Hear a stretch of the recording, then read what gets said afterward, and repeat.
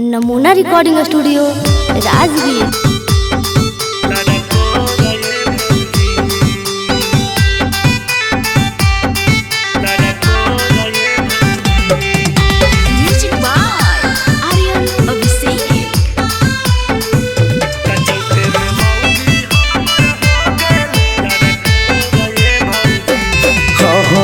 बढ़ल परेशानिया बा मोर भौजी, बढ़ल परेशानिया बा मोर भौजी। चैते में मौगी हमर हो गेलो लड़को रे भौजी। चैते में मौगी हमर हो गेलो लड़को रे भौजी।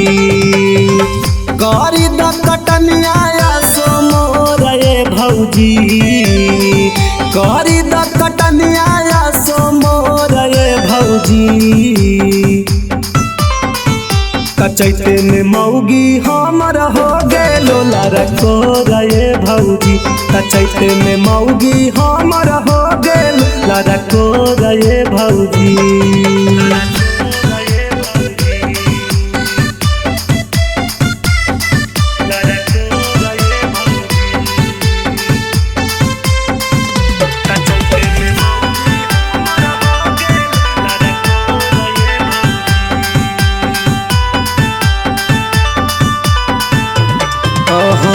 गेहूँ मसूरी तीसी लागा खेत में जीते झारा जी।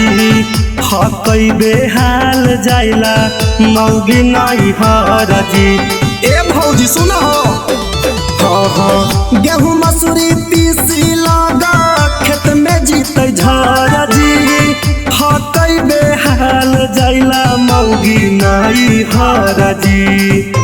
चल के गरी द कटनिया पढ़ियो गोर भौजी। चल के गरी द कटनिया पढ़ियो गोर भौजी। चैते में मौगी हमर हो गेलै लड़को रे भौजी। चैते में मौगी हमर हो गेलै लड़को रे भौजी।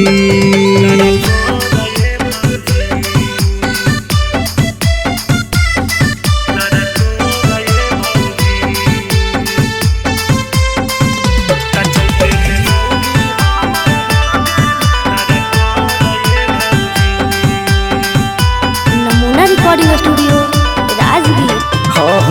सुज पिंटू मानिस के हो गेलै कटनिया। कुंदन हिंदुस्तानिया के सुन है खरिहानिया। ए भौजी सुज पिंटू राजुन के हो गेलो कटनिया।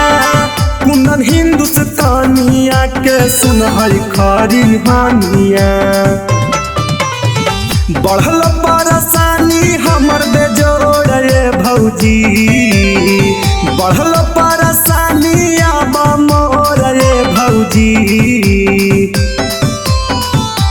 चैते में मौगी हमर हो गेलो लड़को रे भौजी। चैते में मौगी हमर हो गेलो लड़को रे भौजी। नमूना रिकॉर्डिंग स्टूडियो राजगीर।